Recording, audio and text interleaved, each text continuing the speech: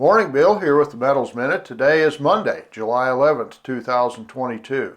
Well, so far this morning, most all the numbers are red across the board, both with the metals a little bit and also the stock market. As of 8 o'clock this morning, it's down a couple hundred points, and we have all four of the metals down a little bit today so far.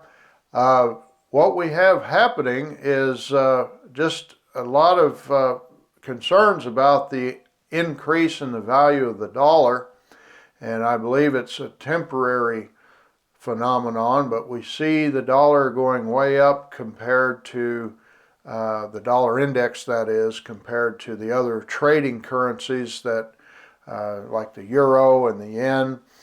They've got more problems. We're like the cleanest dirty shirt in the laundry.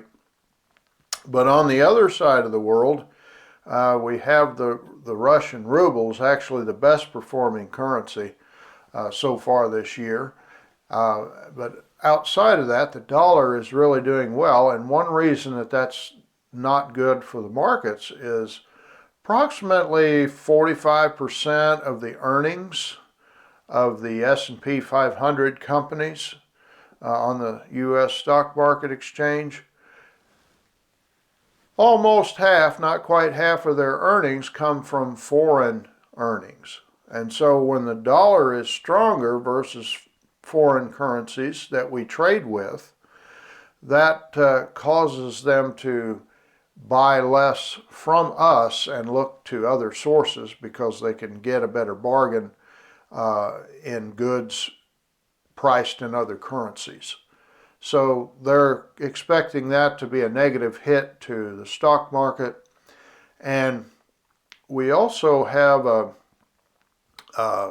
something that's on the good side to talk about concerning gold, is that if you look at a chart, and I'll post one here, a chart of the last 47 years of the gold composite, looking at different periods of time throughout the year. There's a seasonality with the gold market, and we're entering a period this quarter, the third quarter, where traditionally gold does well. We've seen an average of 25 to 30% in the spot price of gold over the average third quarter over the last 47 years. So if you look at how gold has tracked so far this year compared to the composite average of 47 years, it's not exact, but it's fairly close. So all other things being equal, we should see a pretty good run from this point going forward in the metals. Now, here's a caveat to that, is right now in the third quarter of 2022, they're doing their best, it seems, to destroy the economy as much as possible for the purpose of getting inflation down.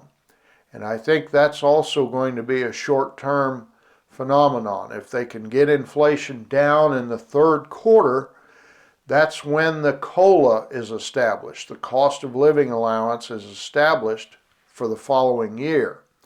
So if they can beat down inflation, even if they have to do temporary damage to the economy to do it in the third quarter, that will cause the government expense of the cost of living allowances that will start next year to be lower than it was this year.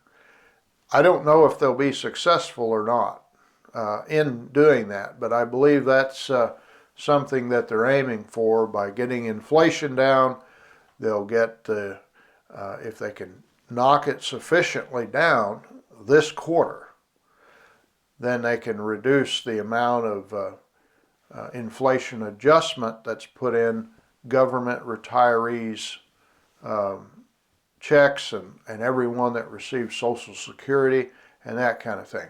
So with that kind of an environment where they're trying to create downward move on inflation, it's possible gold might be impacted by that and precious metals in this quarter. But I don't think longer term or intermediate term it's going to be able to keep gold down. Well, let's say it does. Let's say gold only does half as well as it historically does during the third quarter. Well, half of 30 is 15%. Not a bad return for a quarter. So we'll keep an eye on these things. That's what's going on. We'll talk to you again soon on Wednesday. You all have a great week, and thanks for tuning in.